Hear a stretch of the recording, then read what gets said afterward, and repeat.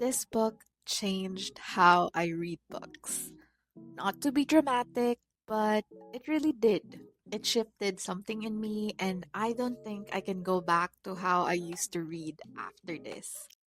So I recently read Two on a Tower by Thomas Hardy, and these are my notes. Before anything else, this isn't exactly a review. It's more like a love letter to the experience of reading it. Reading is deeply personal. What works for me might not work for you, but I hope at the very least you find something in this that makes you curious. I actually stumbled upon this book by accident. I was just looking for a copy of An Offer from a Gentleman with its show cover because I adored these two to bits. And while browsing, this book caught my eye. And the thing is, I never read a Thomas Hardy before, like ever. I was first taken by its cover, and then I read the blurb. An atmospheric, moving story of star-crossed lovers at the mercy of forces beyond their control. And that was a reason enough for me to take it home. Two on a Tower is a novel by English author Thomas Hardy, classified by him as a romance and fantasy. It is regarded as one of his minor works set in late Victorian Dorset. It follows Lady Constantine, who falls in love with Sweden St. Cleeve, a much younger man and socially beneath her. And together, inside this old tower they turn into an observatory. They create this small, private universe of their own. Until, of course, the pressures of society's expectations threaten to destroy it. I fell in love with the text almost immediately. There's something very lyrical about it, a little dramatic, maybe even excessive at times, but I like that.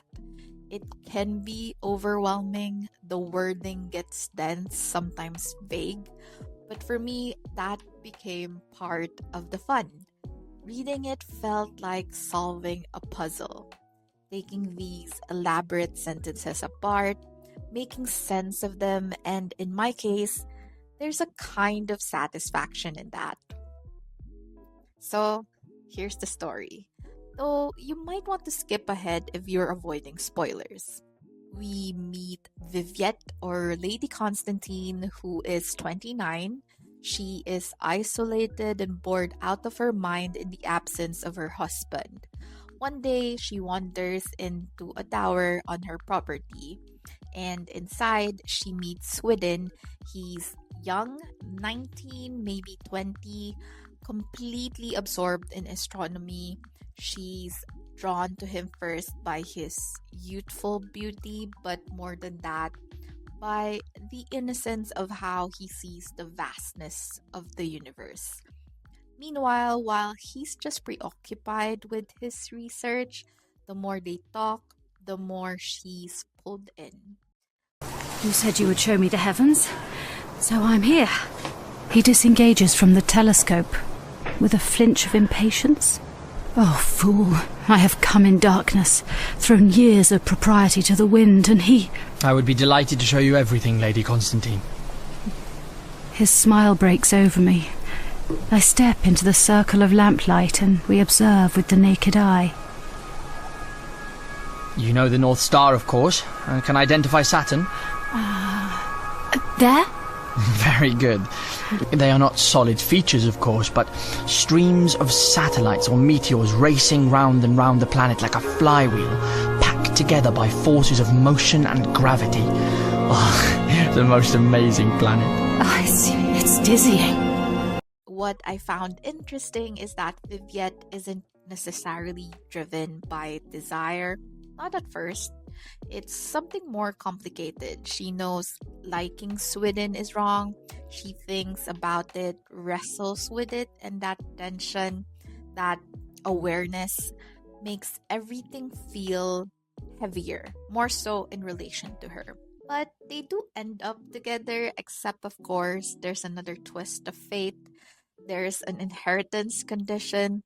Sweden can't marry until he's 25, which leads them to get married in secret. And from there, everything becomes about hiding, timing, and consequences. The book keeps reminding us almost insistently that Sweden is young. He's idealistic, as Viviette puts it, not quite built for the weight of real world decisions yet. At your age, such extreme feelings are natural. When you are older, you will smile at such mishaps. Smile? You think me weak in the extreme. But this is a blow from which I can never recover. You will become a great astronomer, and when you do, this dark night will be an amusing anecdote. And that gap between them, the emotional gap, the lived experience, starts to surface in many ways that are harder and harder to ignore. And then the story just escalates. Secrets unravel, their marriage becomes legally complicated, Viviette gets pregnant, and suddenly everything becomes about sacrifice. She sends Sweden away to protect his future, his career, his inheritance. Everything starts to feel very dramatic, very heightened, almost like a soap opera. Years pass. She ends up marrying a bishop. Sweden leaves, builds his career, becomes successful. And when he finally comes back, it's not the reunion you expect. After everything the story built, it just ends. And I didn't know how to feel about that. 𝑅𝑒𝑑 pits the unmeasurable universe against the incredibly petty rules of Victorian society. While the rest of the world is fussing over reputations and tea times, Sweden is staring into the void. He's so consumed by his studies, so lost in the mat of the heavens, that he literally doesn't have the bandwidth to think about romance or other women. Also, in a way, the tower is the third main character. It's their safe space, part scientific observatory, part private hideout. When they're up there, the rest of the world effectively stops existing. It isolates them, shielding their romance from the judgmental eyes of the village below. It's poetic but also devastating.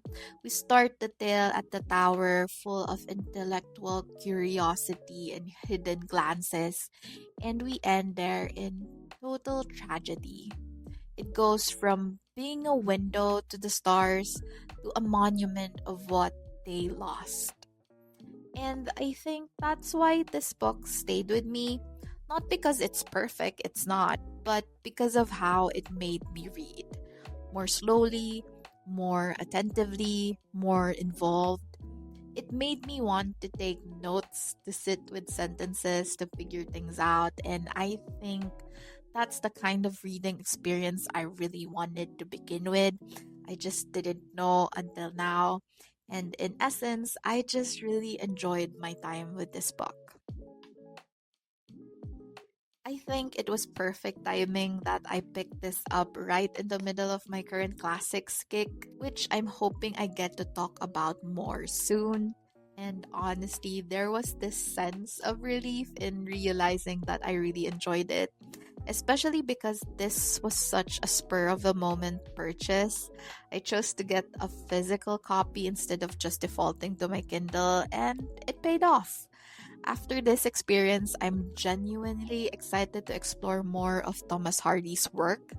There's one of his novels that's been adapted into films, so I'm curious to check that out next. And that's it from my notes. If you've read it, let me know what you think, and I'll see you in the next one.